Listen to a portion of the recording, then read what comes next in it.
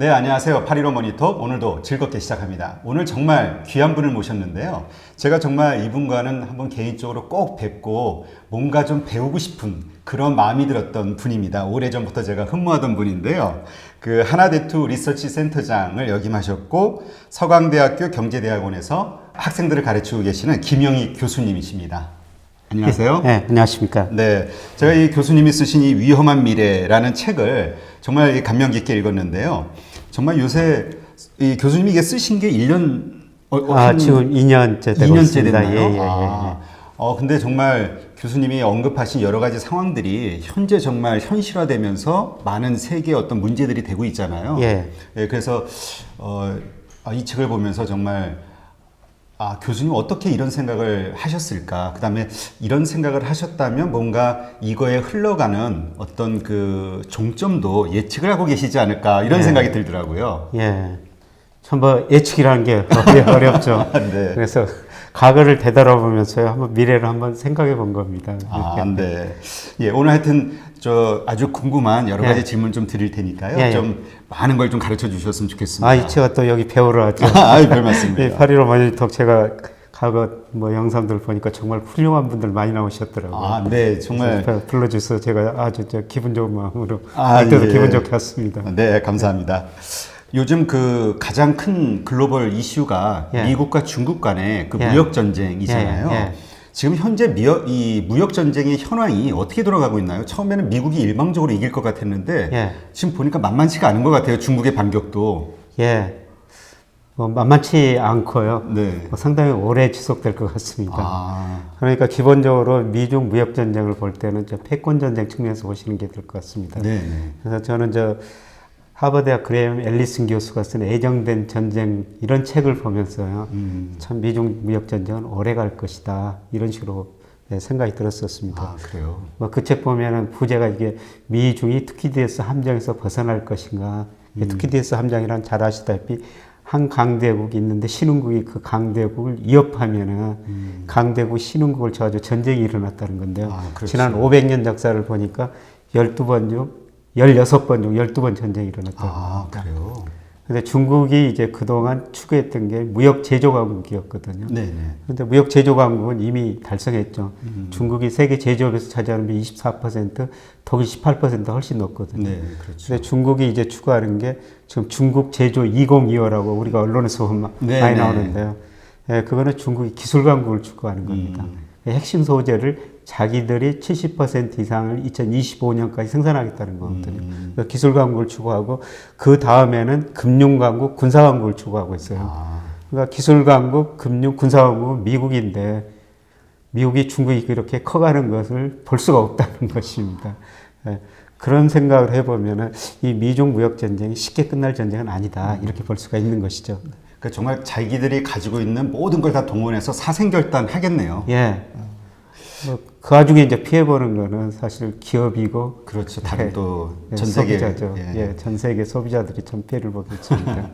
지금 그 트럼프하고 시진핑이 이 전쟁의 승리를 통해서 얻고자 원하는 어떤 것들이 있지 않습니까? 그 목표가 뭘까요? 트럼프는 미국 우선주의에서 표명한 것처럼 이 패권을 계속 유지하자는 거고요. 중국은 그 패권을 자기들이 이제 한번 가져와 보자는 겁니다.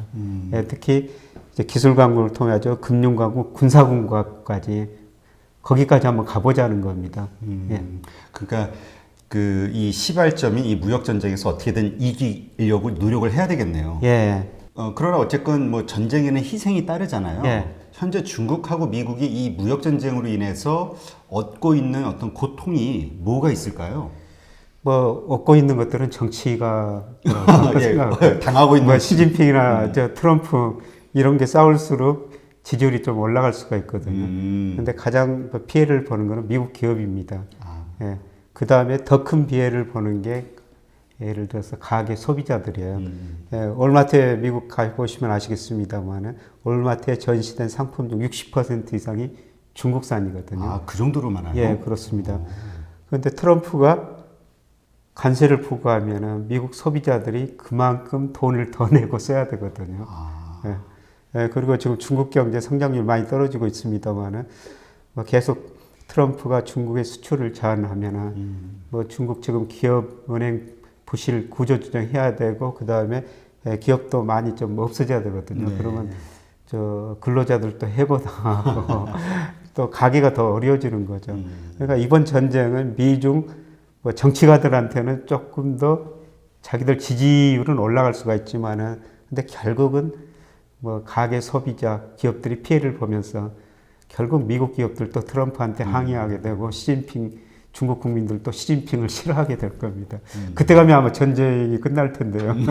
근데 그때까지는 시간이 상당히 오래 걸릴 것 같습니다. 지금 시점에서도 아직 많이 남았다고 보시나요? 예. 근데 저는 이번 미중 무역 전쟁의 끝은 중국의 자본시장, 금융시장 개방이라고 생각하거든요. 네. 그러니까 2001년에 중국이 WTO 세계 무역기구에 가입했어요. 그러면서 중국이 저임금을 바탕으로 물건을 생산해가지고 미국으로 수출해가지고 2001년부터 작년까지 약 4조 8천억 달러 무역 흑자를 냈거든요.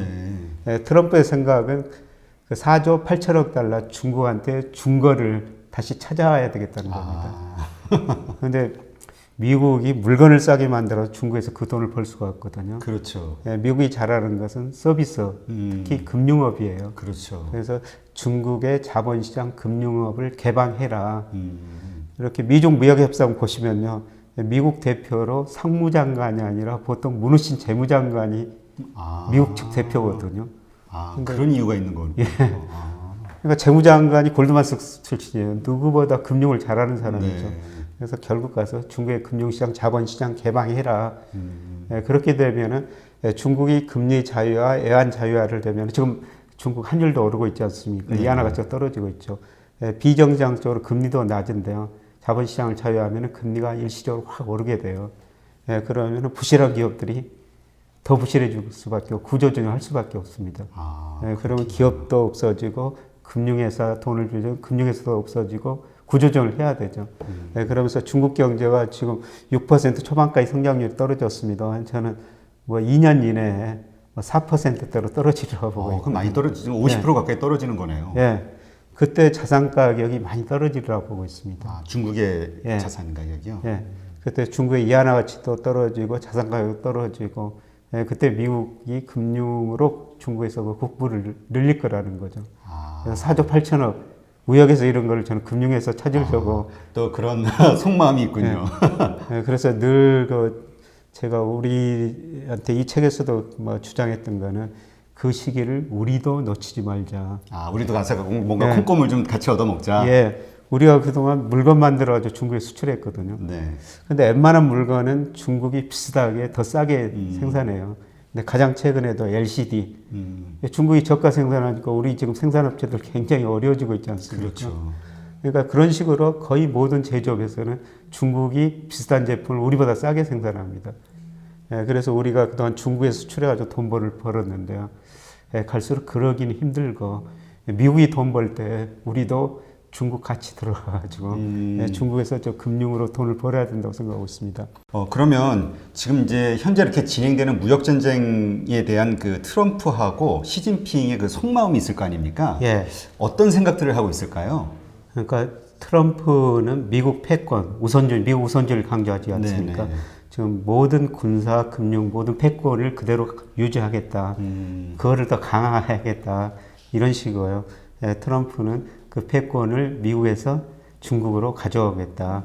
그래서 중국이 꿈꾸는 것은 그동안 무역 강국, 제조 강국에서 기술 강국, 그 다음에 금융 군사 강국으로 패권을 가져오겠다는 것입니다. 근데 이제 지금 이제 그런 목표들은 가지고 있지만 지금 돌아가는 게 상황이 되게 어렵잖아요. 막 공격은 하지만 또 반격하고 중국도 그러면서 길어질 것 같고 그럼 이제 고통은 점점 심해지고 그냥 의도된 대로 지금 흘러가고 있다라고 생각하고 있을까요? 아니면은 야 이거 쉽지 않은데 속으로 뜨끔할까요? 좀 쉽지 않죠. 뜨끔하죠. 뜨끔할까요? 예. 왜 그러냐 하면은 두 나라 경제가 나빠지고 있거든요. 이미 그 중국 경제는 2008년 가입투자 후유증이 나타나가지고 계속 경제 성장이 떨어지고요. 그 다음에 구조조정, 기업은행 부실 너무 많이 구조조정을 할 수밖에 없어요. 거기다 지방정부 부채 늘어나지, 그 다음에 그림자 금융, 이거 구조조정 할 수밖에, 경제가 더 어려워지고, 경제가 어려워지면 국민들이 원성이 나올 수밖에 없거든요. 그렇죠. 예, 그다음에 미국 측면에서도 미국 경제가 2009년 6월이 저점으로 지금까지 학정면 보이고 있는데요.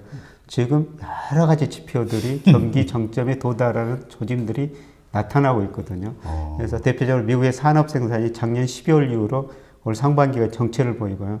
특히 우리가 언론에서 많이 보는 장단기 금리차 역전이죠. 예, 최근에는 10년짜리가 3개월짜리보다 낮아졌고요. 장단기 금리차 역전되면 시차를 두고 미국 경제가 침체에 빠졌거든요.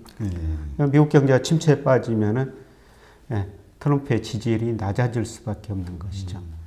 그래도 뭐 지금 뭐 본인은 이렇게 보통 트위터를 통해서 큰 소리를 계속 치잖아요. 그 다음에 또 이렇게 얘기 들어오는 거를 들어보면은 뭐 그래도 뭐 재선은 이제 무난할 것 같다 뭐 이런 평이고. 그러니까 이 싸움이 어떤 분은 선거 직전에 스톱이 될 것이다 하는 분도 있고 뭐 그냥 계속 갈 것이다 그러는 분도 있는데 교수님은 어떻게 생각하세요?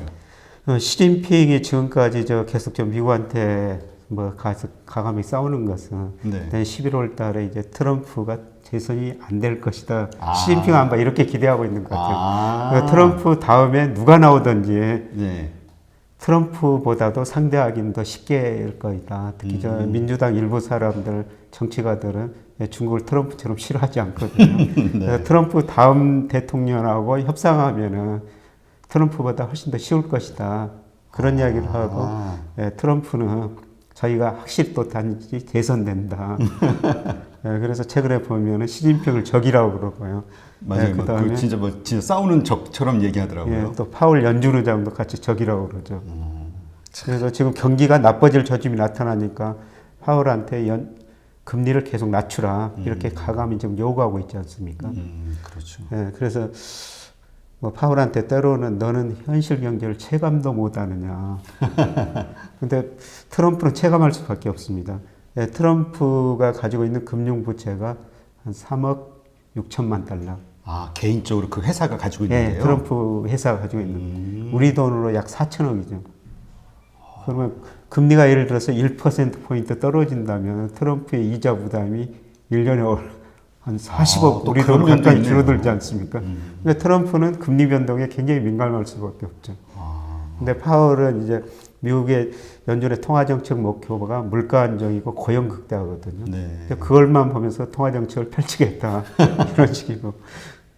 그게 미국은 그 연방 총재의 그 권한이 이렇게 완전 독립적이고 이렇게 돼 있나 봐요. 영향을 안 받고.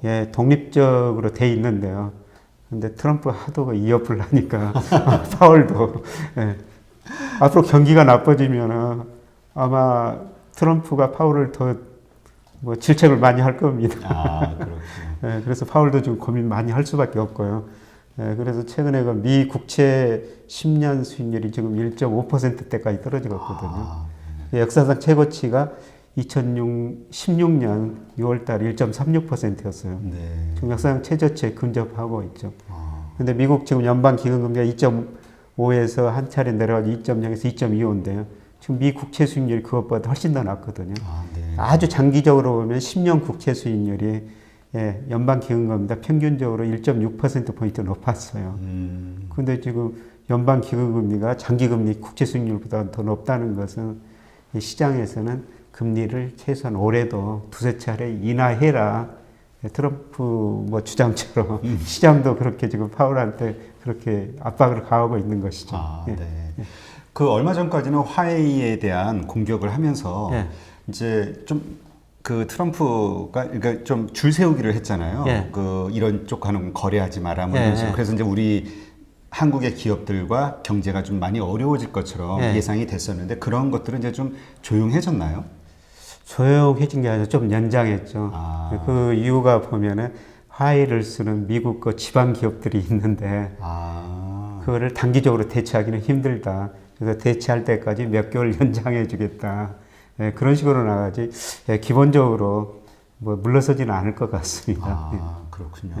지금 이 미중 무역 전쟁의 그 진행도 그렇지만 결과가 한국에는 되게 큰 영향을 끼치잖아요. 그렇죠. 근데 그래서 이제 이걸 보는 분들도 이렇게 보니까 약간 정치적 이념하고 관련이 돼가지고 중국을 응원하는 분도 있고 미국이 이번에 그냥 중국을 완전히 망하게 해야 된다라고 생각하시는 분들도 있더라고요. 이걸 우리가 어떻게 올바른 생각을 가질 수가 있는 건가요? 이 관전을 평을. 참 우리 정치하는 뭐 분들 참 좀 힘들어요. 쉽지 않을 것 같습니다. 예. 이제 뭐 정치적 뭐 이거로는 미국하고 그동안 유대 관계 굉장히 강한데 그렇죠. 이 경제로 보면은 중국하고 의존도가 훨씬 더 높아져 버렸거든요. 그러니까.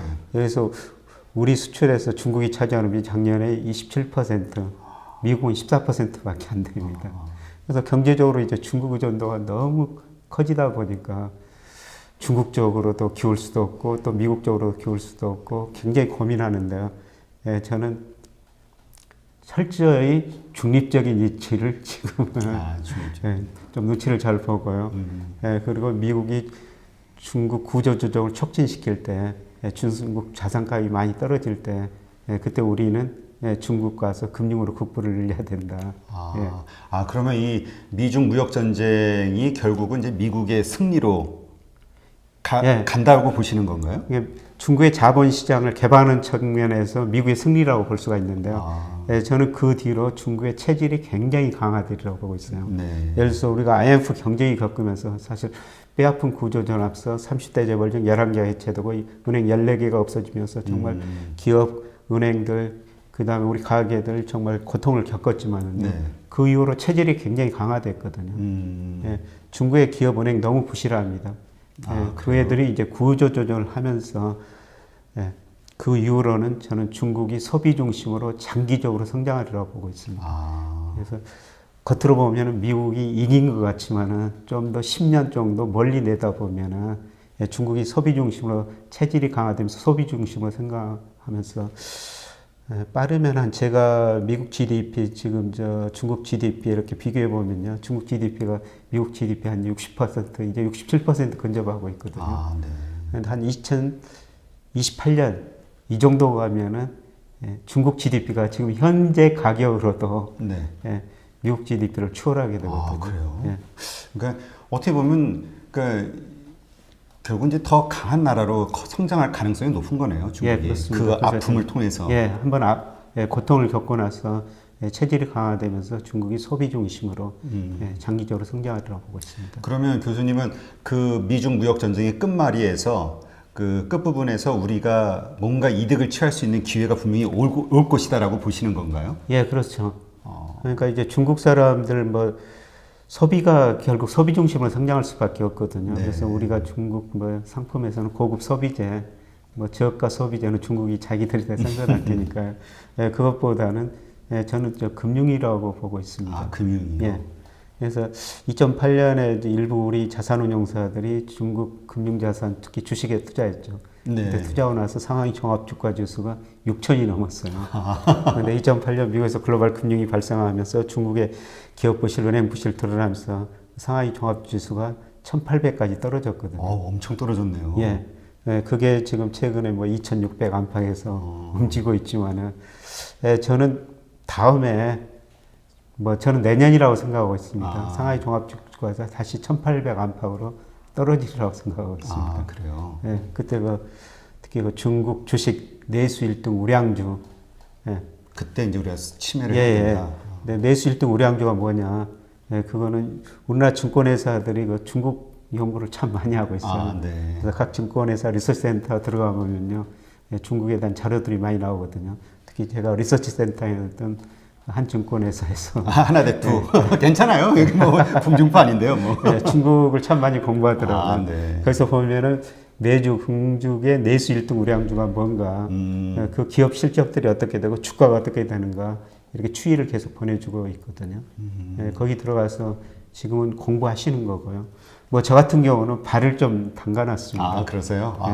그러니까 확신하시니까. 네, 발을 담가놔야지 이게 좀 물이 차가운지 뭐 뜨거운지 알 수가 있지 않습니까? 근데 지금 미국, 중국 내수 1등 우량주 ETF를 사놨는데요. 네. 굉장히 많이 손해보고 있어요. 이득 보는 게 아니라? 네, 저는 뭐 작은 금액 투자해가지고 네, 얼마나 차가운지 굉장히 차가울 때 거기다 이제 많이 투자하려고. 그러죠. 그러니까 말씀하신 대로 우리가 IMF 때 완전히 폭락했을 예. 때 산 사람들은 나중에 올라가면서 큰 이익을 본 것처럼 예. 중국도 이제 그런 기회가 오니까 예. 이제 그런 기회를 노린다 이제 예, 이 말씀이신 그 거죠. 비슷한 뭐 상황이 저는 중국 서울이라고 보고 있거든요. 네. 근데 우리 주식 투자한 사람들은 좀 참 힘드실 겁니다. 그렇죠. 더군다나 양이 많으면 그 폭이 네. 아주 크겠죠, 손실이. 네, 그래서 우리나라 주식시장 보면은 코스피가 2011년 이후로 계속 정체 상태거든요. 네. 2017년 한 해 올랐어요. 네, 그때 보니까 뭐 삼성전자, SK 하이닉스 이런 반도체 업종 주가가 올랐는데요. 그 두 기업 이 상장 기업 전체 영업이익의 48%를 차지하더라고요. 네, 그 두 기업 때문에 잠깐 올랐다가 계속 정체고요. 우리나라 주식시장에서는 돈 벌기 쉽지 않을 겁니다. 저는 해외로 나가야 되는데, 네, 그래서 그 중국 시장을 더 관심 있게 봐야 된다 이런 말씀 드립니다. 아, 그렇군요. 네. 그 중국이 현재 아까 잠깐 기업 부채 말씀하셨지만 네. 중국의 위기가 2008년에 시작됐다라고 이제 이야기하시는 분들이 네. 있더라고요. 그게 왜 그런 이야기가 나올 수 있는 건가요? 2008년에 미국에서 글로벌 금융위기가 왔고 선진국 중심으로 세계 경제가 2009년에 마이너스 성장을 합니다. 네. 미국에서 발생한 금융위기가 전 세계로 확산되면서요. IMF가 통계를 발표하는데 1980년 이후로 세계 경제가 마이너스 성장한 적이 없습니다. 근데 2009년 세계 경제가 0.4% 마이너스 성장했는데요. 그럼에도 불구하고 중국은 2008년에 2009년에 9%, 2010년에 10% 성장한 거거든요. 왜 이렇게 높은 성장을 했냐면 중국 공기업 중심으로 기업들이 엄청나게 투자를 했어요. 네. 이 고정 투자가 GDP에서 차지하는 비중이 그 당시 세계 평균 22%였는데요. 중국은 48%까지 늘어났고 거의 2배 이상 했네요. 예, 엄청나게 투자가 많이 늘어났죠. 투자를 많이 했다는 건 기업들이 생산 능력을 확대해 놨다는 것이죠. 그렇죠. 근데 물건이 안 팔려요. 그러니까 기업의 가인 생산 문제가 드러나고 또 기업들이 그 돈을 은행에서 빌렸었거든요. 네. 우리도 저 IMF 경쟁이 있더니 기업이 부실해져 은행이 부실해졌는데 그때도 우리나라 증권시장이 이제 발전이 안 돼가지고 기업이 자금 조달할 때 이제 크게 보면 간접금융, 직접금융 그러는데 간접금융은 은행에서 빌리는 거고 직접금융은 주식이나 채권, 증권시장에서 하는 거거든요. 그렇죠. 근데 중국도 그 당시 뭐 증권시장이 많이 발전되지 않아가지고 기업들이 은행에서 돈을 빌렸어요. 80% 이상이거든요. 그 정도로 많이. 예. 그러면 기업이 부실해지면 금방 은행이 부실해지죠. 그러겠네요. 근데 이 부실을 계속 안고 가고 있는 거예요. 근데 우리나라하고 차이점은요. 우리나라는 97년 IMF 경제위기 겪으면서 IMF가 시키는 대로 거의 구조조정을 했거든요. 맞아요. 그 정말 고통스럽지만. 예, 그때 지나치게 IMF 처방이 뭐 심했다. 제가 그때 뭐 그런 칼럼도 한번 쓴 적이 있으면 그만큼 IMF가 시키는 대로 거의 그대로 구조조정을 했어요.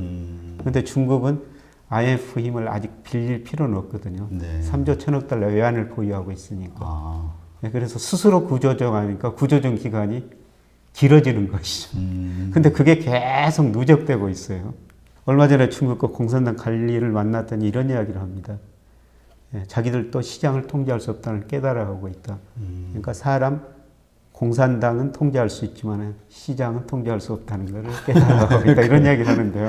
그렇죠. 역사적으로 보면은 시장은 통제할 수 없고 부채가 그렇게 많이 면 반드시 구조조정을 한번 하고 넘어갔거든요. 그 사회가 자본주의든 시장주의든 뭐 공산주의든 사회주의든지 구조조정 할 수밖에 없어요. 지금 계속 쌓이고 있거든요. 근데 이제 그 구조조정을 하면 이제 경제에 엄청난 영향이 올 거 아니에요? 내부적으로. 근데 그렇게 하면은 지금 아까 말씀하셨듯이 그 중국의 내부 그 성장률, 경제 성장률이라든가 이런 게 또 좀먹을 수가 있고 그러면 시진핑 같은 지도자는 자기의 그 정치력이 훼손되니까 그걸 이렇게 허용하기가 쉽지 않을 것 같은데요. 그래서 허용 안 하려고 그러죠. 그래서 이제 중국 경제 성장률이 떨어지니까요. 중국 전 지역에다 뭐 고속도로 엄청나게 깔았지 않습니까? 고속도로 많이 깔아놔가지고 그것도 뭐 더 많이 깔 것도 없다는 겁니다. 그래서 요새는 그 지하철을 많이 깐대요. 그거로 버티고 있는데 그게 한계가 있다는 것이죠. 그렇군요. 그러면 지금 중국은행의 어떤 우리는 보통 BIS라고 하나요? 뭐 자기 자본 그 비율을 이렇게 그 정립을 해놓잖아요. 중국 같은 경우도 그런 국제 기준을 따르고 있나요? 국제 기준 따르고 있다고 발표는 하죠. 발표는. 근데 과연 그게 얼마나 믿을 수 있는가? 제가 하나금융연구소 소장할 때 중국 일을 좀 많이 했거든요. 그때 그 중국 가가지고 은행원들하고 이야기해 보면 은행원들이 이런 농담을 합니다. 중국 기업들은 재무제표 3개 작성한다. 자기들이 가지고 있는 거 은행에 제출하는 거, 세무서에 제출하는 거, 3개가 다 다르다는 겁니다. 뭐 기업회가 불투명하면 은행도 뭐 그만큼 불투명할 수 없죠. 얘들이 투명해지면은 GDP 대비 기업 부채가 지금 한때 160%까지 올라갔는데 저는 그것보다 훨씬 더 높으리라고 생각하고 있어요. 예. 그리고 이제 경제 성장률이 떨어지면은 부실이 더 드러날 수밖에 없습니다. 그러겠죠. 예, 예. 그러면 그러한 문제를 어쨌든 해결하려고는 노력을 해야 될 것 같은데 뭐 지금 노력하고 있는 방법이 뭐가 있나요? 중국 정부가? 중국 정부가 그동안 공급 가입 문제를 해소하기 위해서 네. 좀 구조조정을 했어요. 예를 들어 대표적으로 철강회사가 굉장히 많은데 그것들을 줄이면서 구조조정을 해가고는 있는데 그 속도가 지금까지는 너무 느리다는 것이죠. 예. 방법은 맞지만 그 방향을 속도가 가는데 아까 이제 급격하게 경제가 경착륙 하면은 시진핑도 국민한테 중국 국민들한테 원성을 받을 수 있습니다. 그렇죠. 그래서 서서히 구조조정하고 있는데요. 근데 중국 경제가 이제 앞으로 연착륙하느냐 경착륙하느냐. 그런데 그렇게 부채가 높은 나라가 저는 연착륙한 경우를 역사적으로 본 적이 없거든요. 경착륙할 수밖에 없고요. 그리고 특히가 중국의 자산가요. 제가 주식시장 아까 말한 적이 있습니다만은 주가라는 것은 경제를 항상 가대평가든지 가소평가예요. 연착륙은 없고 경착륙이라는 거죠. 네. 예. 그래서 그 시기가 저는 머지 않았다 이렇게 내다보는 겁니다. 네. 그러면 그러한 상황이 되게 되면 한국에도 영향이 아까 말씀하신 대로 27%나 우리가 교역하는 수출을 하는 나라인데 그렇게 되면은 우리에게도 큰 영향이 있게 되지 않을까요? 그렇죠. 우리 수출 중에서 중국이 차지하는 비 27%인데 지금 중국 경제가 나빠지니까 올해 중국 쪽으로 수출이 뭐 상반기까지 한 15% 정도 감소했고요. 아, 그래요? 예. 많이 감소했네요. 예, 그렇죠. 예, 그리고 또 세계 반도체의 60% 정도를 중국이 담당하고 있거든요. 생산을요? 아니면 소비를? 수요. 예. 수요를? 예, 그러니까 소비를, 반도체 소비를 60%는 중국이 담당하고 있습니다. 크네요. 예. 근데 중국 경제가 나빠지니까 또 반도체 가격들이 떨어지고 지금 우리가 지금 수출이 마이너스 보이는 거예요. 반도체 수출이 2010년에 한 11%였어요. 근데 작년에 21%까지 올랐거든요. 그러니까 중국 경제가 나빠지면서 반도체 수요가 줄어드니까 반도체를 중심으로 우리나라 수출이 올해 상당폭 감소하고 있는 것이죠. 그러니까 참 이게 다 연계가 돼가지고 이게 맞습니다. 파급이 되네요. 그러면 그런 중국 그런 상황에 맞춰서 한국도 뭔가 준비를 해야 되잖아요. 예. 기업들이나 정부가 어떤 준비를 해야 될까요? 예, 수출 시장 다변화를 해야 되고요. 예, 저는 장기적으로 세계 소비 축이 미국에서 아시아 쪽으로 이전되는 과정이라고 보고 있거든요. 예, 우리가 지금 중국 쪽으로 수출을 많이 했는데 앞으로 인구 구조나 성장률이 굉장히 높은 나라가 저는 인도, 인도네시아, 베트남이라고 보고 있거든요. 그래요? 그러니까 중국 쪽으로 그동안 집중했던 거를 우리가 인도, 인도네시아, 베트남으로 이미 뭐 기업들이 사실 뭐 돈이 보이는 대로 가기 때문에 네, 많이 진출하고 있습니다.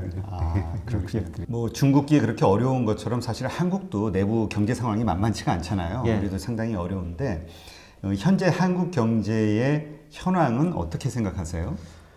뭐 이기는 저는 아니라고 생각하고요. 서서히 나빠지는 국면이다. 예, 제가 저 우리나라 역대 대통령 집권기간 연평균 경제 성장률을 해보니까요. 네. 대통령이 바뀔 때마다 경제 성장률이 계단식으로 한 단계 떨어졌거든요. 그래요? 이게? 예. 그래서 박정희 전 대통령 때 10%, 전두환 때 10%, 그 다음에 김영삼 정부 때 7%, 그 다음에 김대중 정부 때 5%, 그 다음에 뭐 이명박, 박근혜 정부 때 이제 3%로 떨어지고 지금 이번 정부 때 지금 2%로 떨어지거든요. 그래요? 근데 그 떨어지는 것은 구조적인 문제예요. 우리나라 흔히들 잠재 성장률이라고 그러는데요. 네네. 우리나라 잠재 성장률을 제가 현재 추정해 보면 한 2.8% 정도 나와요. 근데 그 잠재 성장률이라는 게 정확히 뭘 의미하는 거예요? 잠재 성장률은 이제 두 가지 측면에서 이야기가 되는데요. 첫 번째 생산 측면에서는 노동, 자원 이런 생산 요소를 안정 고용했을 때 생산할 수 있는 능력. 그다음에 수요 측면에서는 인플레이션을 유발하지 않고 성장할 수 있는 능력. 이게 잠재 성장률이라고 하는데 이게 이제 2%로 떨어지는 거죠. 그래서 우선 그 생산 측면에서 잠재 성장률이 떨어질 수밖에 없는 이유는요. 우선 노동이 감소하거든요. 예, 일할 수 있는 인구가 15세에서 64세라고 그러는데요. 이게 2017년부터 감소하기 시작했어요. 그리고 올해부터는 인구 자체가 줄어들 수 있다는 거 아닙니까? 그렇죠. 예, 작년 보니까 34만 명이 태어났고 32만 명이 죽었어요. 근데 올해부터는 죽는 사람보다 태어난 아이들이 더 적을 거라는 거죠. 아, 네. 그래요?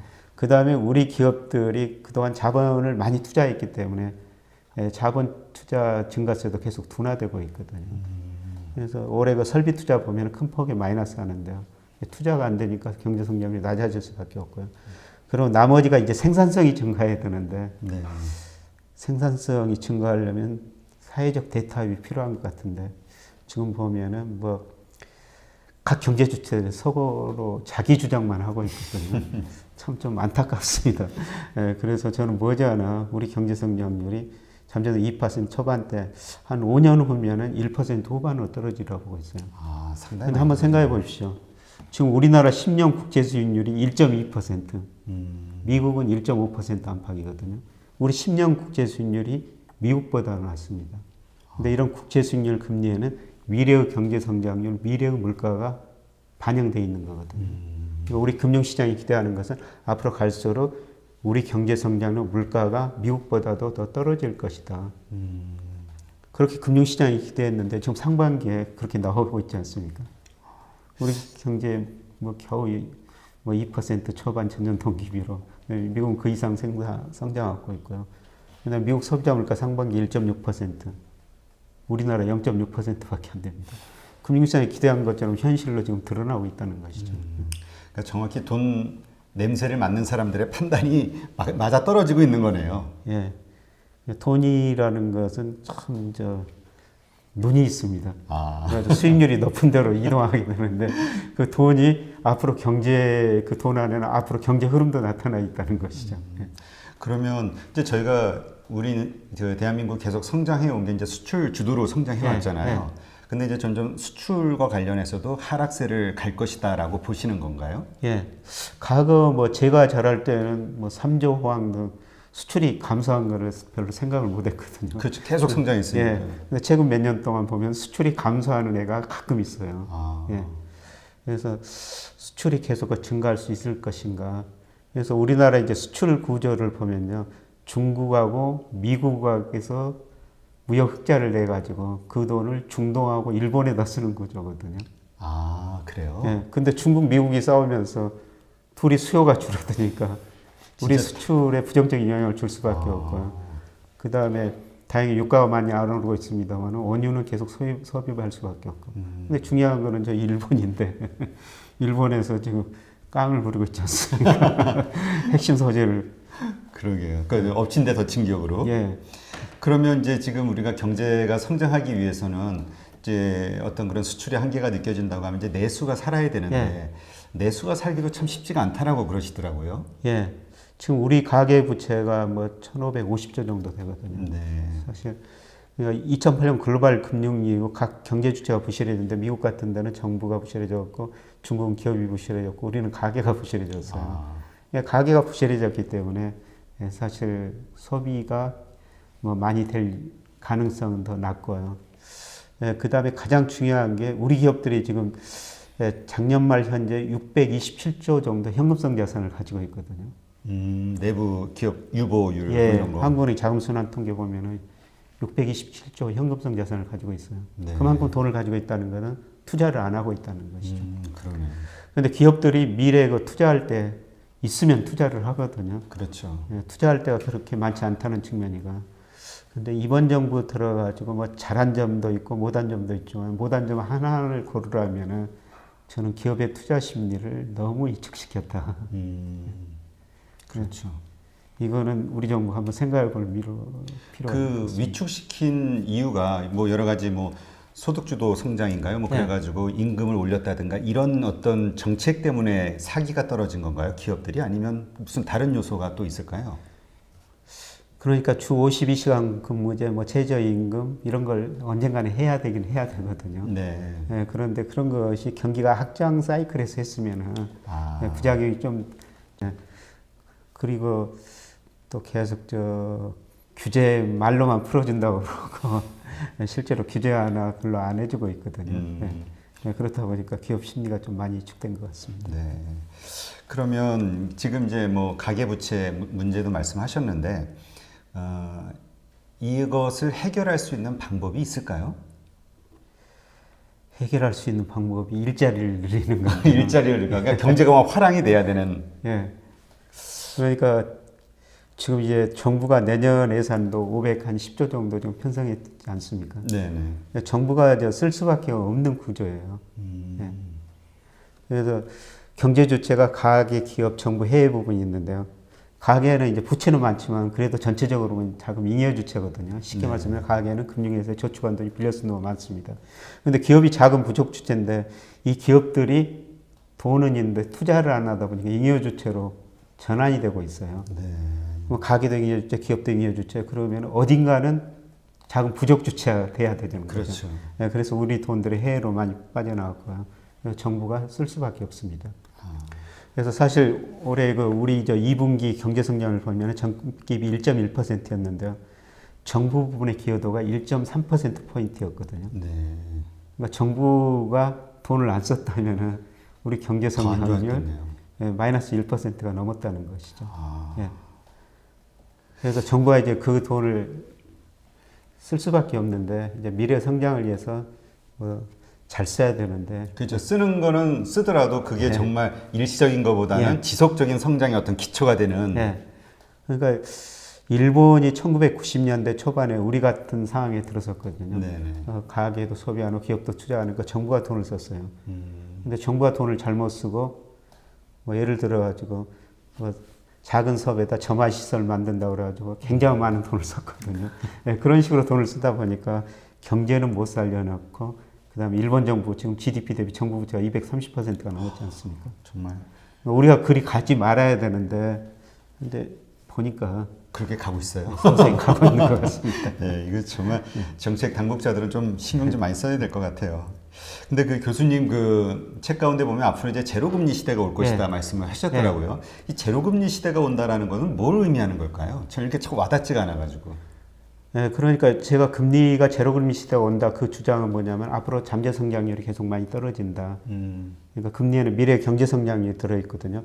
그다음 우리 경제 전체적으로 보면은 투자가 저축보다 낮습니다.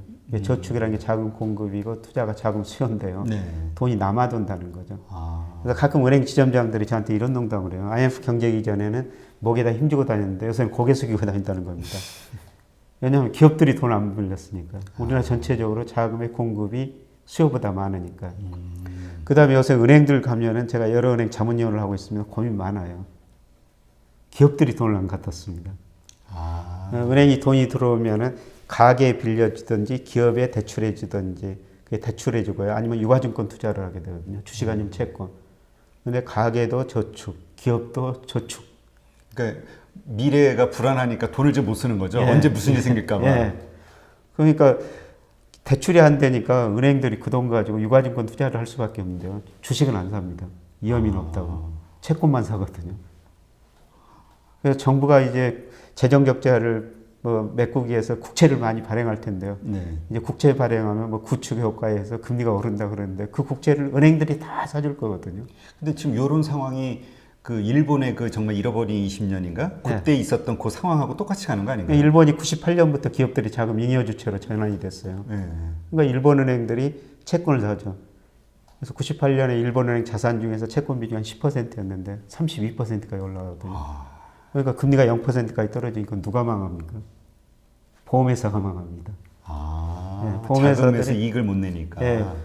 보험 상품 팔 때 최저금리 몇 %로 주겠다. 그렇게 약속하고 금융상품을 팔았거든요. 근데 금리가 그 밑으로 떨어지는 거죠. 그래서 역마진이 나가지고 일본의 보험회사 13개가 4개로 통폐합이 됩니다. 그런 또 일이 있군요. 저는 우리 금리도 시간의 문제지 0%로 떨어지는 과정이라고 보고 있는데요. 그러면 우리 보험회사들, 제가 한 달 전에도 보험회사 회장, 사장단들 조찬해 놨더라고요. 그래서 강의 한번 해달라서 강의 한번 했는데 고민이 굉장히 많으시더라고요. 작년부터 보험회사들이 3조 8천억 정도 역마진이 났어요. 많이 났네요. 그럼 올해 금리가 떨어지면 어떻습니까? 더 나겠네요. 그러니까 저는 앞으로 보험 가입할 때도 이 보험회사가 살아남을 수 있는 회사인지. 그리고 지금 우리 국채 수익률 3년물이 지금 최근에 1.1%까지 떨어졌거든요. 근데 우리 기준금리 1.5%예요. 그러니까 시장은 어떻다는 겁니까? 기준금리를 앞으로도 더 내려갈 두세 차례 올해 더 내려야 된다. 근데 과거 보면은 시장금리가 떨어지면 한국 기준금리가 또 인하됐어요.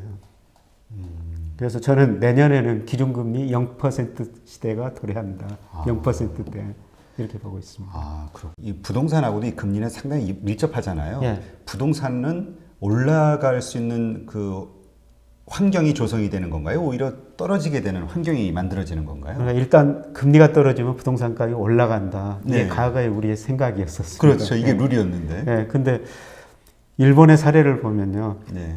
예를 들어서 이제 주가하고 금리하고 같은 방향으로 움직이거든요.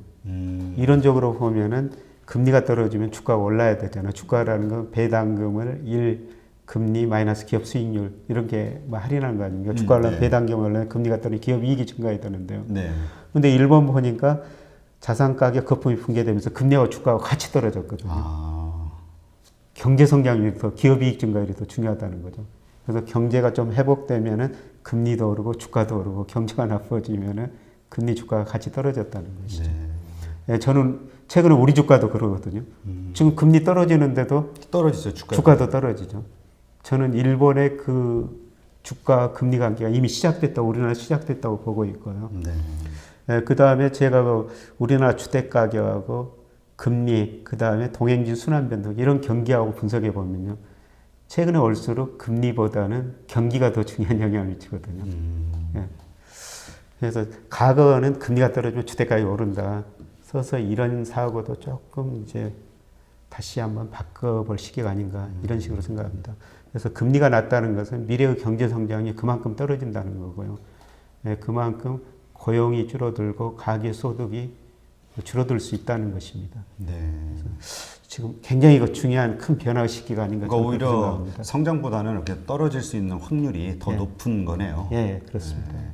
근데 그 이제 부동산이 어려워지는 이유 중에 하나로 인구가 점점 줄고 있다라는 거를 이제 말씀하시는 분도 있는데 또 그거에 대응하는 어떤 분들은 인구는 줄지만 예. 세대 수가 늘어난다. 예. 그래서 이게 더 작은 평수로 더 유리하고 뭐 더 할 수 있다 이렇게 얘기하는데 어떻게 생각하세요? 그래서 1인 가구가 지금 한 28%라고 그러는데요. 맞네요. 예, 1인 가구 합치면 거의 절반이 1인 가구인데요. 아, 네, 그것 때문에 이제 집 수요가 늘어나가지고 네. 예, 특히 그 수도권은 그거에 영향을 많이 받았죠. 그래서 최근에 그 통계청 통계 발표 보니까 지금 거의 50% 우리나라 인구 중 50%가 수도권 인구거든요. 예, 그것 때문에 수도권 지금 지탱하고 있는데요. 예, 저는 그런 인구 문제도 갈수록 이제 거의 그 정점에 도달하고 인구 문제도 줄어들고 예, 그리고 이제 경제 성장을 떨어지면서 예, 부동산 가격도 아주 그 특수한 지역 아마 지금 이 촬영하는 이 지역은 잘 모르겠습니다. 강남 불패요. 근데 제가 강남 지역 그 주택 가격을 한번 분석해 보니까요. 다른 지역보다 금리하고 주가에 가장 민감하게 움직이더라고요. 그래서 주가가 떨어지면은 다른 지역 아파트 가격도 떨어졌지만 강남 아파트가 더 많이 떨어졌습니다. 아, 그래요? 그래서 왜 그랬을까 제가 그 이유를 한번 생각해 봤는데요. 사실 주식도 좀 부자들이 가지고 있죠. 그렇죠. 가난한 사람들은 사실 주식 투자할 여지가 그렇게 크지는 않지 않습니까? 네. 그래서 강남 분들이 아마 주식을 많이 가지고 계실 텐데 주가가 떨어지면은 그만큼 심리가 좀 위축되지 않을까. 그래서 제가 그 주가하고 각 지역별 아파트하고 탄력도를 한번 구해봤는데요. 강남 아파트 가격이 주가에 가장 민감하게 반응했거든요. 아. 그래서 최근 주가가 이렇게 조정을 보이는 거 보니까 저는 그거 보고 강남 아파트도 계속 오르기는 힘들겠구나 이런 전망을 해봅니다. 네. 그 변수에 대해서는 어떻게 생각하세요? 우리 어디죠? 가리봉인가? 어디 그 대림동 쪽인가요? 중국 교포들이 많이 예. 들어오는 지역은 많이 올랐다고 예. 그런 얘기를 하더라고요. 그러니까 예. 외국인 노동자들이 예. 많이 유입이 되면서 그 지역 혹은 정책적으로 많이 늘어나게 되면은 뭐 또 상세를 해줄 것이다. 예. 이런 기대를 하는 분들도 있더라고요. 예. 그래서 부동산은 가장 중요한 게 위치죠. 네. 예, 사실 저 부동산을 공부하려면 경제를 공부하는 게 아니고 인문학, 문화를 공부해야 될 것 같습니다. 아, 그래요? 예. 왜요? 그 위치. 아, 위치 예. 어디가 사람이 많이 예, 있는지. 어디로 사람이 몰려드느냐. 예를 들어가지고 제가 지금 서강대에 있습니다만 몇 년 전까지 이대 입구 상가가 정말 잘 됐거든요. 그렇죠, 거기. 근데 그 방해됐죠. 상권이 거기 홍대 입구, 합정동, 상수동으로 옮겼어요. 네, 그러니까 이대 입구는 확 죽어버리고 그쪽이 잘 되고 있거든요. 맞아요. 그러니까 어디로 사람들이 몰려들으냐. 예, 부동산은 뭐니 뭐니 해도 이치니까요. 사람들이 몰려오는데 그거는 경제보다는 인문학을 공부해야 되는 거죠. 아, 그렇군요. 예. 그 이제 점점 이제 우리 고령화 사회가 돼가고 있잖아요. 이 자산 배분을 어떻게 해야 될까요? 이 상황에 맞게. 예, 그러니까 미국 사람들 보면은 가계 금융 자산 중에 36%가 주식이고요. 아, 그 다음에 일본은 9%밖에 안 돼요. 일본은 51%가 주로 은행 예금이거든요. 아, 그래서 그 존리 대표님이 맨날 일본 금융 문맹이라고 그런 얘기를 하시더라고요. 그러면 일본 사람들이 왜 돈을 0% 금리 받고 은행에다 맡기느냐? 네. 그거는 두 가지 때문입니다. 저번에 디플레이션이었죠. 음, 그러니까 물가가 떨어지니까 물가가 마이너스니까 0% 금리 받더라도 실질 금리는 플러스거든요. 아, 예, 그러니까 디플레이션 때문에 은행에다 0% 금리 맡기는 거고요. 두 번째는 인구 고령화예요. 그러니까 일본 사람들이 평균 상속받는 연령이 한 67세라는 겁니다. 예, 수명이 길어지다 보니까. 그렇죠. 67세 상속받은 할머니, 할아버지가 그 돈 가지고 주식 투자하겠어요? 채권 투자하겠어요? 그냥 은행에다 맡겨놓은 거죠.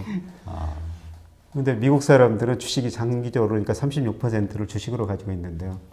근데 미국 GDP 중 소비가 차지하는 약 70%인데 주가가 떨어지면 미국 소비 심리 굉장히 빨리 위축될 수밖에 없어요. 그러겠네요. 예, 저는 그런 현상이 조만간 나타나리라고 보고 있습니다. 그래서 미국 주가하고 컨퍼런스 보드 이 소비 심리하고 비교하면 거의 같은 방향이에요.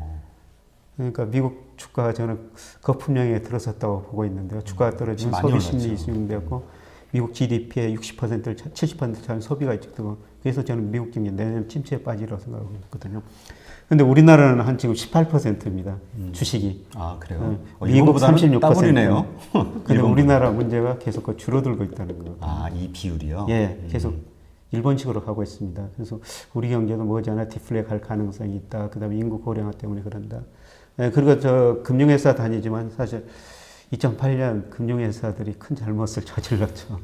그러니까 그 당시 거의 모든 금융회사, 특히 은행들이 수익원 다변화시켜야 된다고 은행의 저축성 예금을 주식형 펀드로 돌렸어요. 아, 네. 예. 그래서 그때 주식형 펀드가 144조까지 갔었거든요.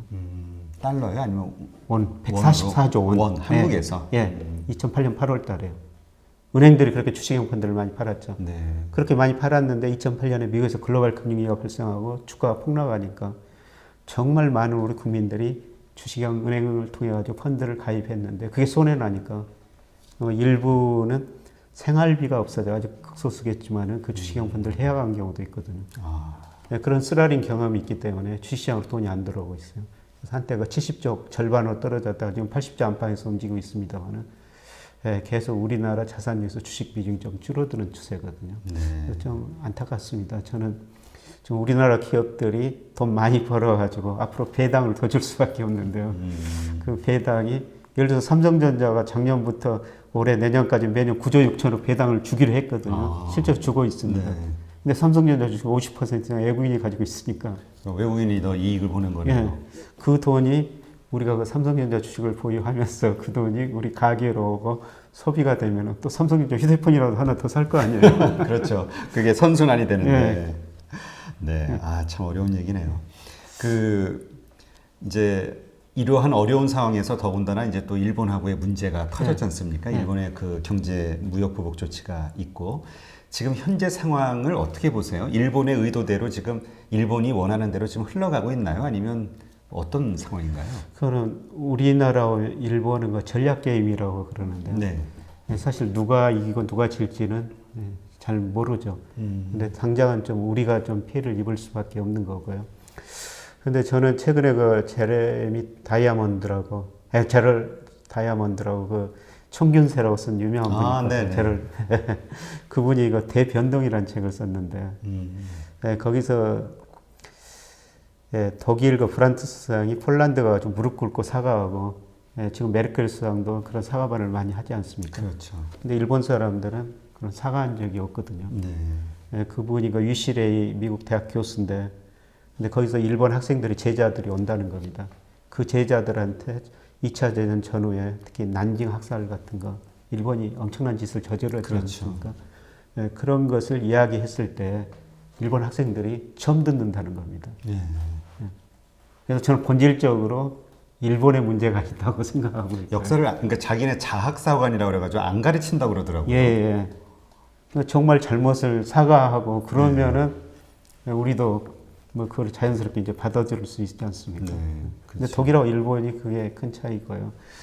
근데 이제 우리 문제점은 뭐냐면은 아까 말씀드렸지만 우리가 중국하고 미국에서 수출해서 돈 벌어가지고 중동, 일본에다 쓰는 구조라고 말씀드렸습니다. 예. 중동은 원유 안 나니까 어쩔 수 없죠. 수입할 수밖에 없죠.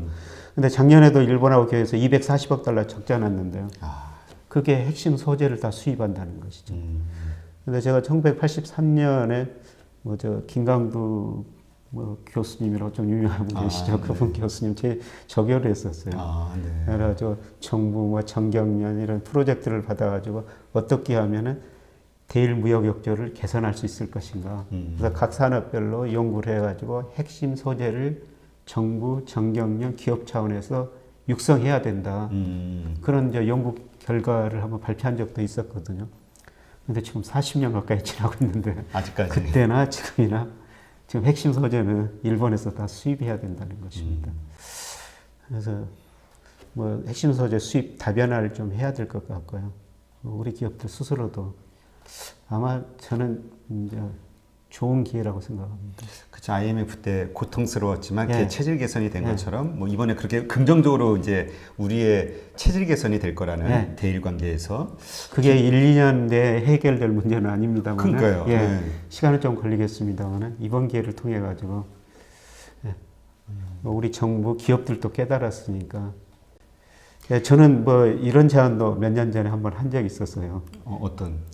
지금 우리 경상수지가 한때는 1,000억 달러도 넘었거든요. 네. 지금 뭐 700억 달러 안팎입니다만 우리 경상수지 흑자가 난 게 해외 직접 투자, 그 다음에 해외 증권 투자로 다 나가거든요. 네. 어차피 그 돈이 나가니까 그 돈 가지고 뭐 세계 가서 핵심 소재 기업들을 인수하자. M&A 하자. 근데 그 일본의 그 우리에게 그 우리가 수입하는 일본의 그 핵심 소재 만드는 기업들과 똑같은 혹은 그와 비슷한 기술력을 가진 회사들이 많이 있나요? 세계적으로? 글쎄요, 그쪽은 제가 전문가가 아니기 때문에 아마 많이는 없을 겁니다. 많이는 없기 때문에 지금 우리가 당장 일본이 우리한테 그런 압박을 하지 않습니까? 근데 일본이 왜 우리한테 그 반도체를 가지고 싸움을 걸었느냐. 네. 근데 장기적으로 보면은 가장 중요한 생산 요소가 원유하고 반도체거든요. 근데 장기 추세를 보니까 원유보다는 반도체가 생산 요소로서 수요가 훨씬 더 큽니다. 그렇죠. 그러니까 원유보다는 반도체가 더 중요한 생산 요소가 되고 있다는 것이죠. 앞으로는. 예. 네. 지금도 그렇게 지금도 되고 있습니다. 그런가요? 예. 그런데 그거를 특히 디램 같은 데는 우리나라가 70% 이상 생산하니까 그렇죠.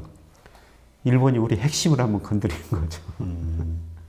근데 이제 그렇게 건드릴 때는 그렇게 하면 우리가 이제 겁먹고 항복할 거라고 빠르게 예. 이제 기대를 했다는 이야기도 있는데 근데 우리도 막 되게 뭐 불매운동 벌리면서 뭐 이런저런 뭐 지소미아 폐기하면서 반항을 하고 있잖아요. 예. 미중 전쟁처럼. 예. 지금 아베나 그쪽의 일본 정치인들의 생각은 어떨까요? 지금 뜨거 역시 그럴까요? 아니면 뜨거는 안 할 것 같습니다. 예상했던. 예. 특히 저 아베 지지율이 지금 올라갔다는 거 아닙니까? 그러니까 이런 일을 하면은 아베 지지율은 더 올라갈 수밖에 없어요. 근데 저는 정치인들이 참 문제라고 생각하는데요. 그렇죠. 우리 저 대통령 지지율도 올라갔다가 지금 뭐 떨어졌죠. 법무장관 뭐 그 문제로 떨어졌습니다. 이런 사건이 벌어지면 정치가 지지율은 올라갈 수밖에 없습니다. 그런데 정치가들이 저는 늘 문제라고 생각하는데요. 예, 정치를 하는 사람들을 뭐 국내에 다 들어보면 돈이 있어야 된다는 겁니다. 돈이 있다는 거는 돈이 있어야지 정치를 할 수가 있다는 거죠. 그렇죠. 예. 예. 근데 그 돈을 모아야 되는데 이렇게 합리적인 중립적인 이야기를 하면은 지지자들이 돈을 재미없어요. 예. 재미없어요. 그래서 극우나 극자 이런 주장을 해야지 돈이 들어온다는 겁니다. 맞아요. 예.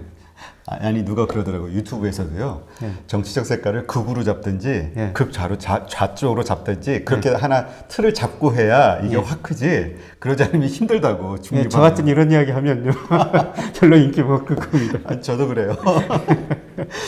근데 보다 중요한 문제는 네. 저 얼마 전에 맥킨지 보고서가 제목이요.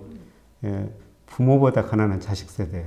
아, 역사적으로 보면은 자식 세대가 부모 세대보다 더 잘 살았으니까. 그렇죠.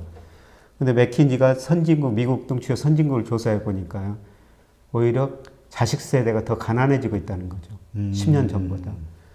근데 10년 전보다 이 나라 GDP는 더 커졌는데요. 왜 평균적인 가계 소득이 줄어드느냐? 차별하거든요.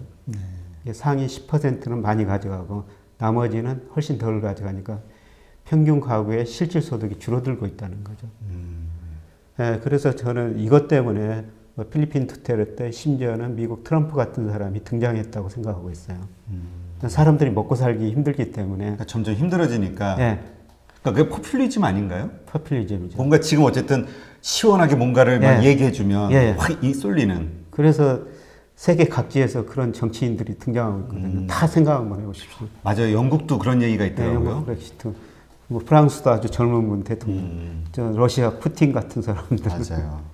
근데 이런 상황에서 어쨌든 이제 저희가 그런 일본의 대응을 하고 지금 있지 않습니까? 예. 여러 가지 뭐 지소미아 폐기도 그 하나 일환이고 예. 이러한 한국의 대응책 가운데서 잘하고 있는 것과 못하고 있는 게 있다면 뭐가 있을까요? 뭐 지금까지는 뭐 적절하게 저는 대응하고 있다. 뭐 이런 식으로 생각하고 있는데요. 근데 사실 언제나 이기는 오거든요. 근데 이기가 왔을 때 과연 이기의 본질이 뭔가, 그 현실이 뭔가. 그렇죠. 네, 그거는 좀 판단을 해야 돼요. 네. 근데 분명한 현실은 일본의 핵심 소재를 우리가 수입하고 있다. 그걸 수입해가지고 생산해가지고 중국으로 팔고 있다. 근데 그 핵심 소재를 일본이 수출 안 하겠다. 그거는 현실이거든요. 그렇죠. 이런 현실을 깨닫고 좀 애교 하시는 분들이 좀 미리서 조금 대응했으면은 이런 사태가 발생하지 않도록 대응했으면 좀 좋지 않느냐 그런 생각을 그렇죠. 합니다. 근데 뭐 전 세계적으로 보면 애교 잘하는 사람들 보면은 정말 그 분야에 오래 일한 사람들이거든요. 그렇죠.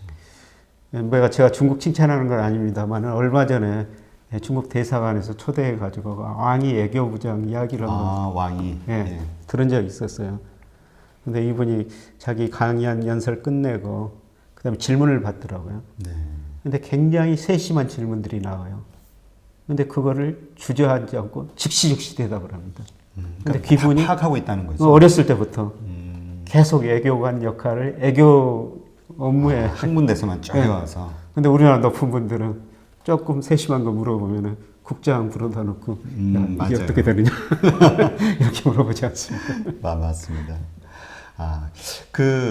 근데 잠깐 말씀하셨지만 이게 이제 글로벌 분업 체계화가 되다 보니까 일본이 그렇게 소재를 공급하지 않으면 우리가 이제 또 다음 단계로 중국이나 이런 쪽으로 못 보내잖아요. 네. 그러니까 결국은 이게 한일 간의 문제가 아니라 한일 중 혹은 한일 미와의 관계가 될 수도 있기 때문에 이쪽에서 일본으로 압력이 갈 수도 있다라고 기대하는 분들이 있던데 이건 타당한 건가요? 결국은 일본으로 압력이 갈 겁니다. 다른 쪽 나라에서도요. 예를 들어서 삼성전자가 반도체를 생산하지 못하는 경우라 가정하면은 반도체 가격이 폭등하거든요. 그렇죠. 예, 그러면은 미국 소비자들, 중국 소비자들 아우성을 칠 겁니다. 그렇겠네요. 그 원인이 일본에 있다. 일본에다 다 문제를 제기할 거죠. 그게 그냥 이렇게 소비자들이 항의 차원에서 끝날까요? 아니면은 정말 그러한 항의들을 바탕으로 정부 차원에서 역시 일본에 강한 압력을 가하는 행위들이 있을까요? 근데 저는 경제가 굉장히 어려워지고 난 다음에 그런 일이 벌어지더라고요. 처음 쉽게는 아닐 거고요. 웬만하게 어려워지서는 뭐 정치하는 사람들이 그냥 넘기고 경제가 정말 어려워지고 사실 경제가 어려워지면은 자기들도 재선 못 하거든요. 그렇죠. 네. 그러니까 그 전까지 굉장히 큰 진통이 따를 거라는 거죠. 그러니까 일단 우리가 고통을 참 많이 겪어야 될 수밖에 없다는 얘기네요. 예, 그렇습니다. 참. 근데 요즘 신문 뉴스를 보니까 일본의 10월 위기론이 나오더라고요. 이게 어떤 이유인 건가요? 그러니까 일본이 이거 10월에 소비세를 인상한다는 거거든요. 아. 예. 그래서 일본 기업들도 그렇게 많이 투자를 안 하고 그 다음에 세계 경제 나쁘니까 일본의 수출이 줄어들어요. 네. 근데 소비세가 아마 8%인데 10%로 인상한다는 겁니다. 근데 최근에 일본 경제 성장률이 좋은 것은 소비세 인상한다 그러니까 일본 가게들이 네. 미리서 앞당겨서 소비하고 있는 것이죠. 근데 소비세 인상하면은 소비를 미리서 했기 때문에 그 이후로 소비가 확 줄어들 거라는 겁니다. 그리고 지금 일본 경제의 문제점은 뭐냐면은 일본이 미국보다도 지금 훨씬 더 많은 돈을 풀고 있거든요. 돈 풀고 있는데도 엔화가 강세를 보이고 있어요. 아, 그치. 그 엔화 가치가 오르니까 일본의 수출 경력이 떨어지고 소비 안 되고 수출 안 되고 그러니까 일본 경제 성장이 내년에 확 떨어질 것이다. 그동안 그 아베노믹스가 성공했다고 그러는데 아베노믹스의 핵심은 이제 물가가 떨어지니까 소비가 줄어들고 기업 매출, 이익 줄어들고 고용 줄어들고 가계소득 이런 악순환이 반복된 걸 디플레이션이거든요. 그렇죠. 물가가 떨어지니까 그런 악순환이 반복됐으니까 물가 2% 목표를 설정하고 무한정 돈을 풀자. 그래서 그게 아베노믹스 핵심이거든요. 그래서 최근에 물가가 좀 올랐어요. 네. 그래서 아베노믹스가 성공했다 그러는데 최근 보니까 일본의 GDP 디플레이트가 정체고요. 아마 4분기 소비 안 되고 수출 안 되면은 물가가 또 떨어질 겁니다. 저는 내년 상반기 가서는 또 아베노믹스 실패했다. 이런 진단들이 나오려고 있습니다. 그러면 이러한 데이터, 그러니까 경제가 어려워진다라는 것은 일본 자체가 어려워진다는 것은 한일 간의 문제를 경제적인 문제를 빨리 해결해야 된다는 압박이 될 수도 있는 거 아닌가요? 그 나라 자체에서는? 압박을 해야 된다는 건데요. 근데 정치가들은 그거를 그 사이까지는 자기 지지율이 올라가니까 더 오래 견딜 거라는 거죠. 최악의 순간까지는. 최악의 순간. 아베노믹스가 사실상 환율을 조작을 하는 것이다라는 의견도 있더라고요. 그래서 사실 이번에 미중 문제가 끝나면 미국이 다음번으로 손볼 것이 이제 일본이었다 이런 얘기도 있던데요. 그러니까 이번 한일 전쟁은 사실 미국에서 먼저 시작한 건데요. 2008년 미국이 글로벌 금융위기 진원지가 됐지 않습니까? 네. 그래서 2008년 한 해 동안 미국이 본원 통화를 2배를 풀면서 달러 가치 하락을 유도했어요. 특히 엔화 가치가 많이 올랐거든요. 엔달러 환율이 123엔에서 2010년 7월 달에 77엔까지 떨어져요. 네. 일본 디플레 압력이 더 심화되니까 2012년부터 아베노믹스라고 일본이 엄청난 돈을 풀고 있죠. 본원 통화를 지금까지 한 5배 정도 풀었습니다. 그래요? 네, 그러니까 엔화가 다시 약세를 보였죠. 엔화 약세 보니까 우리 수출 기업들 좀 타격을 받았고요. 근데 최근에 보면 일본이 미국보다 돈을 푸는데 일본의 엔화 가치가 오히려 오르고 있거든요. 그러니까 떨어져야 이게 수출도 더 잘 되고. 그거는 이제 미국이 일본한테 압박을 하고 있다는 것이죠. 그게 그 자연스러운 현상이 아니라 미국의 어떤 의지, 작용에 의해서 그런 거군요. 그러니까 내년에는 더 한일 전쟁이 심화되리라고 보고 있는데 지금 미국 경제가 좋은데 내년에 나빠지면은 미국이 통화정책, 재정정책을 다시 쓸 거거든요.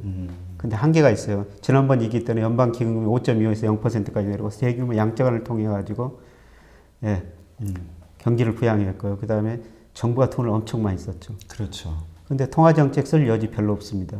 지금 올려봤자 금리 2.5%에서 0%까지. 그때보다 통화정책 여력이 크게 없고요. 그 다음에 미국 연방정부 부채가 2008년에 GDP 대비 60%인데 지금 105%예요. 미국 정부가 돈을 쓸 여지도 없거든요. 그러면 통화정책, 재정정책 쓸 여지가 없다면 미국이 달러 약세를 트럼프가 유도할 수밖에 없다는 거죠. 이게 장기적으로 주요 통화에서 달러 가치 추이를 보면요. 장기적으로 하락해요. 그러니까 저는 한마디로 미국 경제사는 달러 가치 하락의 역사였다. 그래서 85년 9월 달에 뭐 플라자 합의 통해 가지고 달러 약세 유도하고 그 다음에 2000년에 IT 거품 붕괴됐을 때 달러 약세 유도하고 또 내년에도 미국 경제 나빠지니까 또 달러 약세를 유도할 수밖에 없다고 보고 있습니다. 그러면 그 얘기는 이제 수출하는 기업들에게는 혹은 이머징 국가들 수출로 먹고 사는 나라들에게는 되게 힘든 시기가 될 수 있다는 얘기가 되는 거죠. 그러니까 우리나라 지금 환율이 중국 때문에 좀 오르고 있습니다. 우리나라 환율은 미 달러로 표시되거든요. 그러니까 달러 가치가 떨어지면 우리 경제 좋든 나쁘든 원화 가치는 상대적으로 오를 수밖에 없는 것이죠. 그렇겠네요. 지금 이러한 여러 가지 국제 상황들 때문에 세계 경제 위기가 2008년 못지않은 더 엄청난 위기가 올 것이다라고 이야기하는 분들이 지금 많이 나오고 있거든요. 이거에 대해서는 어떻게 생각하세요? 네, 저는 2009년보다 내년이 더 어려워지리라고 보고 있습니다. 왜 그렇게 이제 보냐면은 2008년 글로벌 금융위기 때 가감한 선진국 정부 재정정책, 통화정책 펼쳐가지고 세계경제가 회복됐거든요. 네. 근데 그 과정에서 부채가 너무 많아졌어요. 한마디로 저는 부채연 성장이었다. 미국 등 선진국 가계부채가 늘어나고 중국, 터키 같은 신흥시장은 기업부채가 늘어나고 그 다음에 우리나라는 가계부채가 늘어났거든요. 그 한계가 도달하고 있다는 것이죠. 그리고 그동안 돈 많이 풀고 저금리 때문에 각종 자산가에 거품이 발생했어요. 그 거품이 해소돼야 된다는 거죠. 네. 그래서 지금 세계 경제에서 유일하게 좋은 나라가 미국인데요. 네. 내년에 미국 경제마저 나빠지면은 2008년에 선진국이 나빠도 중국 경제가 있었기 때문에 그래도 세계 경제가 버틸 수가 있거든요. 네. 근데 중국 경제 나빠지고 미국 경제 나빠지면 내년에는 세계 경제가 더 어려워질 수밖에 없다고 생각하고요. 문제는 통화정책, 재정정책 쓸 여지가 별로 없다는 겁니다. 저는 지난 위기를 겪으면서 통화정책, 재정정책이라는 무기를 다 써버렸다고 지금 보고 있거든요. 그렇죠. 말씀하신 대로 전에는 달러 기준금리 5%였는데 예. 지금 2점 몇 프로면 예. 확 절반밖에 힘이 없는 거잖아요. 그 당시에 그렇죠. 비하면. 예. 그리고 가계 기업이 지금 구조 조정을 해가는 과정이거든요. 디레버리징. 소득에 비해서 상대적으로 부채를 줄여가는 과정이에요. 네. 그래서 금리를 내리면 소비 투자가 늘었는데 지금은 금리를 내려도 소비 투자가 별로 늘지 않을 거라는 겁니다. 예, 그래서 내년 경제는 참 쉽지 않겠구나. 저는 그런 생각을 해봅니다. 그 장단기 금리 역전된 거를 아까 말씀하셨잖아요. 그리고 네. 그로부터 뭐 1, 2년 이내에 네. 어떤 엄청난 경제 위기가 왔다. 그래서 이제 그런 걸 예측하는 분들도 있는데 이 장단기 금리 근데 또 어떤 분은 그것은 장단기 금리가 역전되면서 금리가 막 올라야 문제가 되는데 오히려 지금 떨어지기 때문에 예. 큰 문제가 아닐 수도 있다. 예. 이런 얘기 하시는 분도 있거든요. 그래서 장단기 금리차가 역전된 것은 장기채, 세계 돈이 많이 풀렸기 때문에 수요가 많이 들어가지고 예. 장기 금리가 떨어진다. 저는 그 이상이라고 보고 있거든요. 금리에는 반드시 미래의 경제 성장, 미래 물가가 들어가 있다. 그래서 장단기 역전되고 저는 내년에 미국 경제가 침체에 빠지리라고 보고 있고요. 네. 그 다음에 특히 경기에 선행하는 게 주가거든요. 저는 주식시장을 먼저 봐야 된다고 생각하고 있어요. 그래서 주가가 과거에 보면 미국 경기 정점에 비해서 뭐 1개월 선행한 적도 있고 7개월 선행한 적도 있거든요. 네. 그래서 주가가 정점 치고 경기가 정점 치고 또 경기가 정점 치고 나서 미국 같은 경우는 평균 11개월에 걸쳐 S&P 500이 23%나 떨어졌어요. 아. 특히 바로 지난번 경기 정점은 2007년 12월이었거든요. 네. 정점 이후에 18개월에 걸쳐 S&P 500이 무려 49%나 떨어졌습니다. 와, 많이 떨어졌네요. 거의 거의 반토막 난 50% 거죠. 가까이. 예. 네. 그래서 우리가 주식시장을 잘 봐야 되는데요. 근데 저는 미국 주가 요새 좀 조정 보이고 있는데 주식시장에도 경기 정점 신호가 이제 서서히 나오지 않느냐. 근데 이제 그것이 만약에 현실화 된다면 예측하시는 게 과거 2008년 그때처럼 정말 뭐 반토막이 날 수도 있는 가능성이 있다는 얘기인 거잖아요. 뭐 반토막까지는 안 가지만 최소한 과거 평균 23%그 이상은 떨어질 거라는 거죠. 예. 그러면 그때 이제 2008년 금융위기 때 그 이제 돌파했던 방식이 뭐 양적 완화와 금리 인하라는 여러 가지 카드를 버냉키가 어마어마하게 썼잖아요. 예. 근데 이제 말씀하신 대로 힘이 없어요. 예. 그럼 이제 이번에 이제 어떤 위기가 왔을 때 그럼 이제 어떻게 해결할 수 있을까? 과연 해결 능력이 있을까라는 질문이 생기거든요. 정부들이. 그래서 수요를 부양할 수 있는 능력이 없으니까요. 네. 공급 측면에서 구조 조정을 많이 겪어야 된다고 생각하고 있습니다. 그거는 이제 기업 조정, 구조 네, 조정. 구조 조정. 그러니까 많이 시설들이 많이 줄어야 된다. 그래서 산업은 존재하지만은 그 산업 내에 존재하는 기업체 수는 앞으로 더 많이 줄어들 것이다. 이미 그 줄어들고 있지만은 더 많이 줄어들고 있다. 저는 이런 걸 산업의 심화라는 표현을 쓰는데요. 네. 그래서 앞으로 수요가 부족하고 수요를 부양할 수 있는 마땅한 정책들이 없기 때문에 결국 공급 측면에서 기업들이 더 많은 구조 조정을 할 수밖에 없다. 우리나라뿐만 아니라 이거는 전 세계적인 현상이라고 보고 있습니다. 그러면 그러한 상태에서 그나마 한국이 피해를 좀 덜 보려면 기업들이 어떤 준비를 하는 게 필요할까요? 사실 뭐 늦었을까요, 이미? 예. 근데 기업들은 거의 다 스스로 다 준비하고 있습니다. 예, 그래서 사실 이런 시기에 저는 우리 기업들이 그동안 사실 대기업들이 아까 우리나라 기업들이 가지고 있는 현금성이 627조라고 보고 있거든요. 네네. 이게 세계에서 좋은 기업들 그렇게 되면은 가격이 굉장히 싸지거든요. 그런 예. 그런 상황이 생길 수도 있겠네요. 그래서 좋은 소재 기업, 뭐 우리가 생산할 수 없는 그런 소재 기업 가서 사는 겁니다. 그 돈 가지고. 예를 들어서 우리가 이제까지 약점이었던 것들. 예, 그걸 사는 거고요. 예, 그 다음에 이 시기일수록 이제 살아남는 거는 더 잘 되거든요. 우리 기업들이 과연 자기 기업들이 가지고 있는 핵심이 뭔가. 그 핵심은 지켜야 되죠. 거기에는 더 투자를 해야 되죠. 예. 그러니까 정말 핵심만 놔두고 다 정리를. 예, 그러니까 정리해야 옛날 구조조정, 그러니까 말못 그렇게 계열사들 막 잘라냈던 것처럼 예. 자기 핵심만 가지고. 교수님께서 보니까 이 제 책에서 앞으로 그 싸우는 것과 관련해서 각 나라들이 그 생존 방식으로 아까도 잠깐 언급하셨던 그 통화 가치를 예. 떨어뜨릴 예. 일들을 할 것이다. 예. 제가 이게 정확하게 무슨 의미인지 와닿지가 않아서 그걸 좀 자세하게 한번 설명을 해주시면 이게 무슨 의미죠? 그러니까 2008년 각국이 이제 재정정책, 통화정책을 써가지고 C 플러스 I 플러스 G, 네. 그러니까 GDP를 구성하는 소비, 투자, 정부 지출, 네. 이걸 내수라는데 내수를 부양했거든요. 네. 그럼에도 자기네 그 수요가 별로 안 좋으니까 결국 수출을 늘렸어야 했었어요. 그래서 수출을 늘리기 위해서 자기네 돈 가치를 떨어뜨렸죠. 경쟁적으로 돈을 풀어가지고. 네. 그게 이제 한일전쟁의 본질이거든요. 네. 그러니까 내수 부양 정책을 썼는데 그게 한계가 있으니까 마지막으로 수출을 늘리기 위해서 돈 풀어가지고 자기네 통화 가치를 떨어뜨리는 겁니다. 이게 한일전쟁의 본질인데요. 네. 근데 내년에 미국 경제가 나빠지면 2008년에 미국부터 그 시작해가지고 미국, 일본, 유럽 중앙은행에 갔는데 근데 이번에는 또 미국이 시작해요. 내년에 또 일본, 그 다음에 유럽 중앙은행, 다음에 또 중국까지 가려고 하고 있습니다. 네, 중국도 지금 부분적으로 저 한일전쟁 가담한 것이죠. 그냥. 그렇죠. 아, 그러면 모든 나라가 네. 그러니까 나 살겠다고 이렇게 네. 다 환율을 가치를 낮추면 상대는 높은데 나만 낮추면 이게 경쟁력이 있는 거지만 모두가 다 낮추면 이게 또 의미 없는 거 아닌가요? 의미가 없는 짓, 사실 의미 없는 짓을 하는 거죠. 네. 그러면 그로 인해서 발생될 일은 뭐가 있을까요? 저는 농담으로 화성으로나 수출하십시오. 그런 농담을 하는데. 그러니까 근데 그 사이에 이제 경제적으로 이제 돈이 많이 풀려가지고 네. 돈 가치가 떨어지니까 최근에 저 금값이 많이 오르는데요. 저는 지금 금 가격을 통해 가지고 세계 경제 모든 흐름을 보자.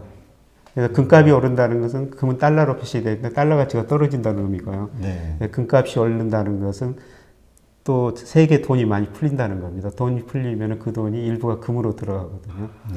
네. 그 다음에 중국의 중앙은행이 지금 금을 계속 많이 사고 있어요. 중국 외환 보유액 중에서 금 보유 비중이 2.7%밖에 안 되거든요. 네. 독일이나 유럽 중앙은행 보면 62%, 한 72%예요. 중국 중앙은행이 저는 계속 금을 사리라고 보고 있습니다. 그래서 최근에 이제 가장 그 문제가 된 게 중국이 미국으로 수출해가지고 1조 1,000억 달러 미 국채를 지금 가지고 있거든요. 네. 저는 그걸 상당 부분 팔아가지고 금을 사리라고 보고 있습니다.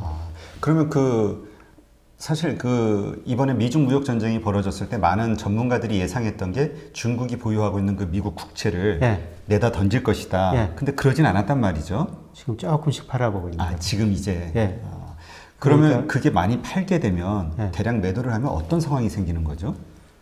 그러니까 우선 팔 것인가 저는 팔 거라고 보고 있거든요. 많이. 중국이 미 기축통화를 보면서 정말 부러워하고 있어요.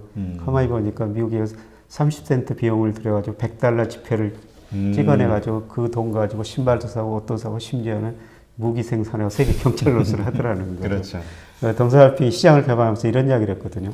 창문을 열면 신선한 공기가 많이 들어오지만 파리도 들어온다. 어떤 의사결정 행동이었을 때 긍정적, 부정적 효과가 나타나죠. 근데 그 긍정적 효과가 크다면 우리 행동에 옮기는 거거든요. 비교해봐가지고. 그렇죠.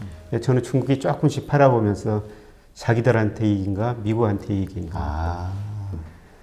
그러니까 중국이 그걸 팔면은 일본이 사준다는 거거든요.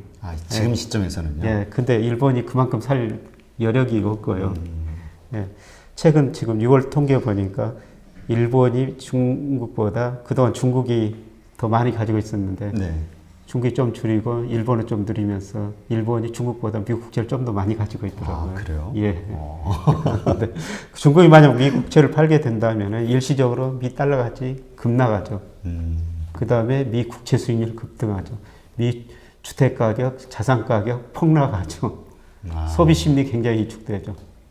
그러면서 달러에 대한 저는 의심을 한번 갖게 만들 거라고 생각하고 있거든요. 그래서 저는 충분히 그거는 가능한 일이다. 중국 측면에서 생각해 보면 그렇게 생각하고 있습니다. 하여튼 우리 힘없는 우리는 정말 그런 상황이 발생하면 정말 고통을 다 온몸으로 맞아야 되니까 참 무서운 일인데요. 예. 그 개인들이 이러한 경제 위기가 올 것이다라는 것을 이제 만약에 확신을 한다면, 그 전제로 예. 생각을 하고 여기에서 생존하거나 오히려 이런 기회를 이용해서 자산을 늘리겠다 이렇게 마음을 먹는다면 어떤 준비를 해야 될까요? 지금? 그러니까 제 주변에 그 부자들 저는 많이 뵙는데 아, 네. 예, 부자들은 좀 미리서 대응을 합니다. 아. 현금을 많이 보유하고 있죠. 아, 현금. 예, 그리고 위기가 올 때 부자들을 보면 현금을 많이 가지고 있었고요. 용기가 있습니다. 근데 저 같은 이제 보통 사람들은 위기가 왔을 때 현금이 없고 그다음에 용기가 없거든요. 용기라는 건 어떤 용기를 말씀하시는 거죠? 자산감이 많이 떨어지면 또 레버리지, 은행에서 돈을 빌려가지고 돈이 많지만 자기 돈이 많지만 또 은행에서 돈 빌려가 또 사는 거예요. 아, 그냥 쌀 때 그냥 예. 다 동원해가지고. 그래서 위기가 오면은 부자들은 더 부자가 되는 겁니다. 근데 보통 사람들은 위기가 왔을 때 겁먹고 움츠러들죠. 겁먹고 움츠러들죠. 더 떨어질 것 같아가지고. 예. 예, 그래서 저는 뭐 지금은 그 유동성이 높은 자산 중심으로 좀 가지고 있는 게 좋을 것 같고요. 모든 자산가에서 좀 기대 수익률을 낮추는 게 좋을 것 같습니다. 그 해외 투자와 관련해서는 어떻게 생각하세요? 예, 저는 우리나라 주식시장이 앞으로도 계속 좀 정체라고 보고 있거든요. 우리나라 주식시장 보면 일평균 수출 금액하고 거의 비슷한 상한기가 0.88이나 되는데요. 거의 같은 방향으로 움직인다는 거죠. 네. 일평균 수출이 20억 달러 안팎 계속 유지되고 주가도 뭐 2천 안팎에서 왔다 갔다 제자리 걸음. 그래서 주식시장이 지루하게 움직이니까 뭐 예를 들어서 국민연금도 작년부터 국내 주식보다 해외 주식 비중이 더 늘어났거든요. 예, 그렇게. 예. 우리나라 개인들도 그래요. 그래서 제 주변에 그동안 훌륭한 똑똑한 펀드 매니저들이 회사 다니다가 돈을 벌어야 되겠다. 그리고 여의도 좋은 건물을 거 있거든요. 네. 그 건물에 와서 사무실 빌려가지고 거기서 주식 투자를 했는데 올해 주식시장이 계속 정체되니까 거기 그만두고 다시 월급장으로 들어가는 경우가 있거든요. 다 투자금 날리고. 예. 그래서 그분들도 국내 주식보다는 지금 해외 주식을 더 하고 있어요. 네. 근데 저는 그 기회가 네, 중국에서 오리라고 보고 있습니다. 그 시기는 누구도 알 수 있지만 저는 내년이라고 보고 있거든요. 그래서 내년 중국 주식 사가지고 금융으로 국부를 늘려야 된다. 이런 말씀을 꼭 드리고 싶습니다. 지금 사실 지금 해외 투자를 해야 된다라는 말은 많이 나오지만 그 해외가 사실은 미국이라든가 이런 선진국 중심이었거든요. 예. 근데 그게 아니라 예. 오히려 기회를 딱 노리고 있다가 중국이 아주 흔들렸을 때 예. 싸게 그 중국 예. 자산을 우리가 가져와야 된다. 예. 미국 주가 보면 장기적으로 올라요. 근데 이제 떨어지고 나서 오를 때 어떤 나라가 속도가 더 빠를 것인가. 네, 그거는 미국보다는 저는 중국이라고 보고 있거든요. 아, 그렇군요. 그 아까 국민연금 말씀을 하셔서 예.